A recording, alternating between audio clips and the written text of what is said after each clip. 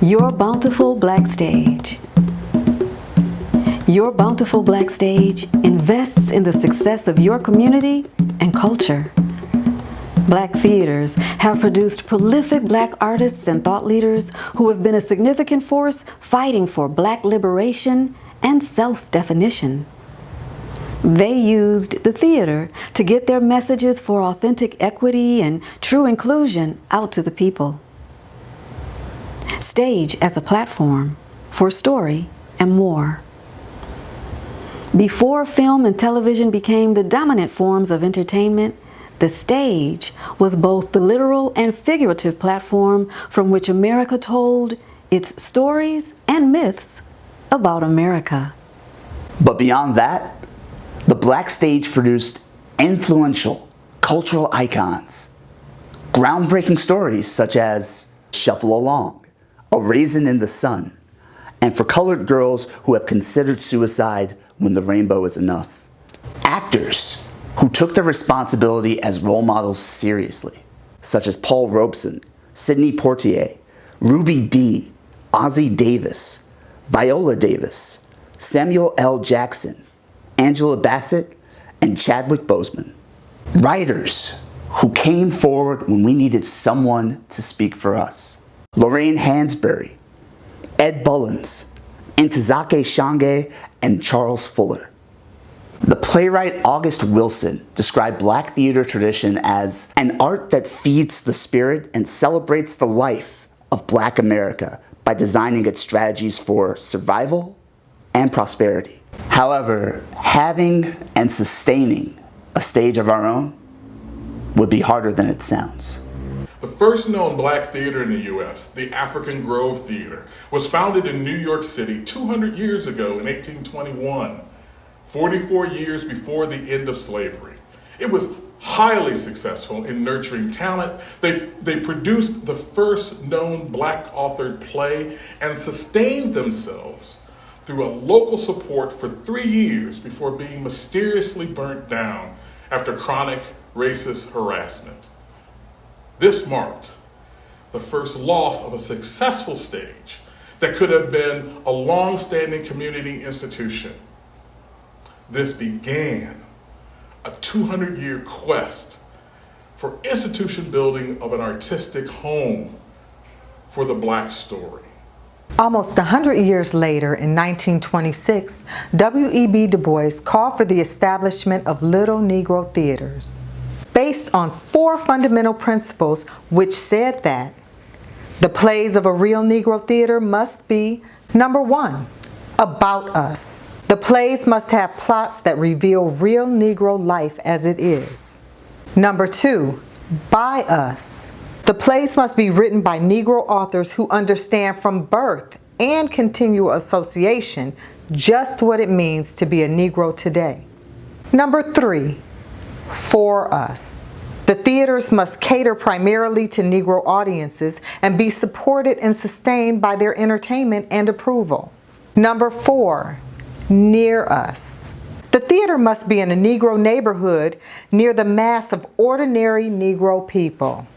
These principles led to the establishment of small theaters cropping up in black communities all across the nation. These theaters became platforms for local talent across the nation. However, many of them closed during the Great Depression. In the 1950s and 1960s, the civil rights and black power movements called on black artists and organizations to pick up the cause that Du Bois had evoked decades earlier. Several Detroiters heard that call and stepped up to join the movement. Lloyd Richards, the original director of A Raisin in the Sun, would go on to shepherd a generation of America's most extraordinary talents through the Yale School of Drama and on to Broadway. Ron Milner, writer of Who's Got His Own and Checkmates, would become known as the people's playwright because his plays were rooted in the experiences and aspirations of black folks living in places just like Detroit. Whitty King Jr., the original producer of For Colored Girls, would become known as recognizing untapped potential in artists like playwright Ntozake Shange, as well as actors like Felicia Rashad, Denzel Washington, Samuel L. Jackson, and many, many more. All three men left Detroit to pursue their dreams, but others, equally talented, stayed to make Detroit a more vibrant city.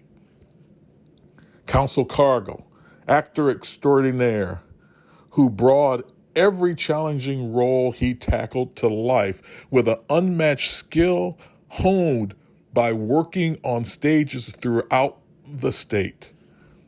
Maggie Porter, founder of Harmony Park Playhouse, who devoted herself to transforming a former barbershop into a 44-seat miracle, producing great plays in a small space for an enthusiastic and appreciative audience. Despite the recognition and respect Harmony Park received, Maggie could not keep it afloat. After 9 seasons of phenomenal art, the company discontinued production. In spite of the number of artists trained, or the plays produced, or even the impact they have had on the American theater as a whole, August Wilson has identified the critical factor in what has held many Black theaters back.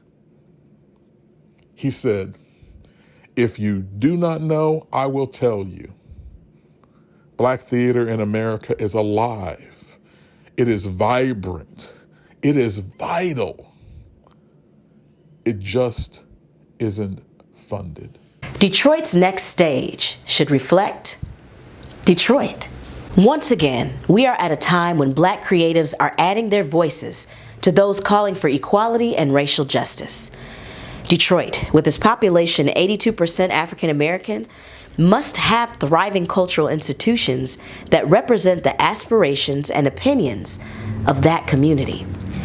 But to make a lasting impact, we must build Black creatives an enduring artistic home in our community to help tell the stories that are unique to us and to our area, that feeds the spirit and celebrates the life of Black America by designing the strategies for survival and prosperity, and to prevent our artists from leaving. Many of our brightest stars leave the area to seek other avenues of expression and support. The key to our success is that the people for whom the theater is intended and by whom it is supported take ownership and invest in that institution's success. We're asking you to take ownership of and responsibility for your Plowshares Theater. And we're encouraging you to build a sense of mutual stewardship with your friends, family, and neighbors. It's up to us to lay claim to the institutions that are key to building a more just and equitable future. Plowshares Theater is Detroit's own Black theater with a long tradition of serving the community and telling its story.